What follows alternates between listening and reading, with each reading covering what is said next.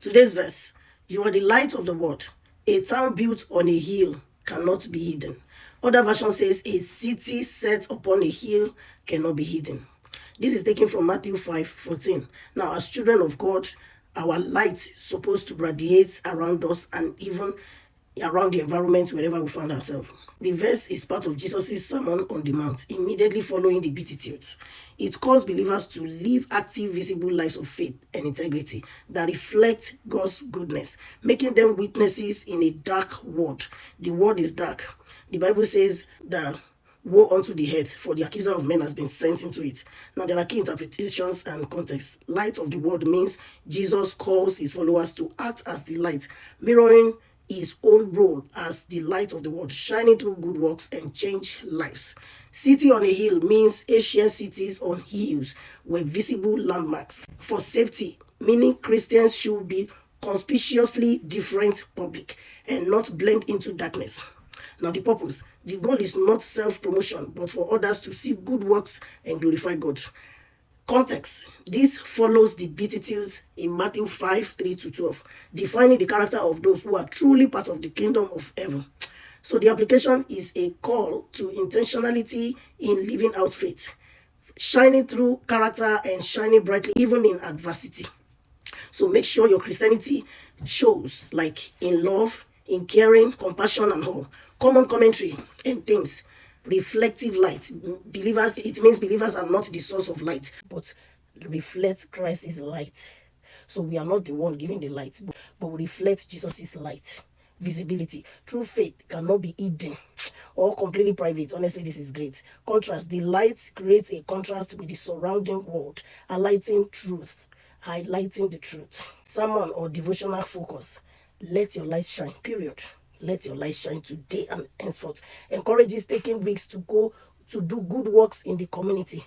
Take risks to do good works in the community. Living with integrity. Being visible. Encouraging Christians not to hide their faith. Do not hide your faith. So the commentary says that you cannot hide your faith. So as Christians, you can't hide. You can't hide being a Christian. Being a Christian is a light that shines unknowingly. Do you understand what I mean? Like, you don't need to tell people, I'm a Christian. Oh, you didn't know that I'm a Christian? No. When you have to find yourself telling and trying to convince people that you're a Christian, that means your light is not shining. Christians should be somewhere, anywhere you find yourself, people should know that you're a Christian without you announcing it. It should reflect, it should show in everything you do.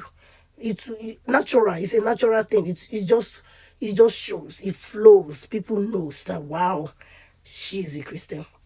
Even in your speech, in your conversation, you mistakenly quote the Bible because you're used to it. You mistakenly talk about Jesus, talk about God, talk about the characters in the Bible. It will just come naturally because you're used to it. Okay, I have a friend. I have a friend, like a sister. There was a time she was going through a lot. So every time I'm trying to encourage her, generally, I will, and she was angry with God as at the time. So every time I will say, it is well. It is well. God will take control. I say it not because I want to say it. Most times no matter what I say, she's already listening. She's okay. She's convinced. Immediately I say, God will take control. Immediately I say, it is well. Once I even say it is well, she gets upset. She will be like, oh, God saw all this and let it happen to me. Don't tell me that. Don't preach to me. I say, I'm not preaching. It is well. Don't you want everything to be fine?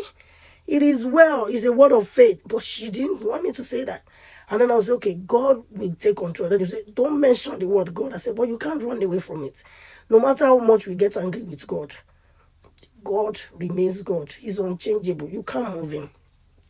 And God is not the reason for our issues or when we go through hard times. That's not God. Sometimes it is God actually taking us through training.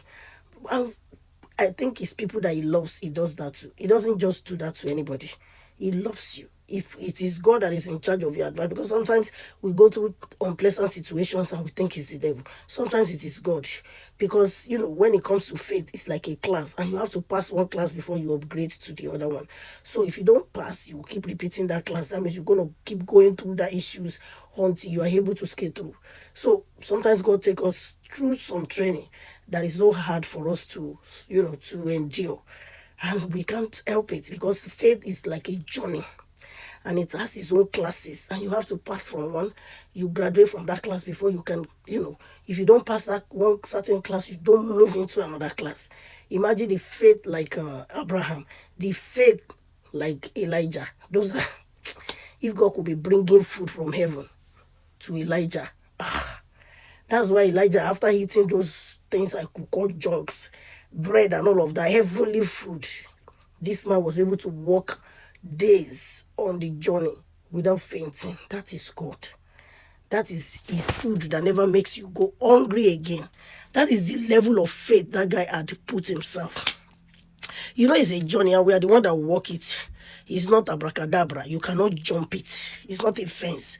You have to take your time and walk it out. I pray the Lord will help us. But please, today and henceforth, let your light shine unstoppably, undimmably. God bless you. Bye.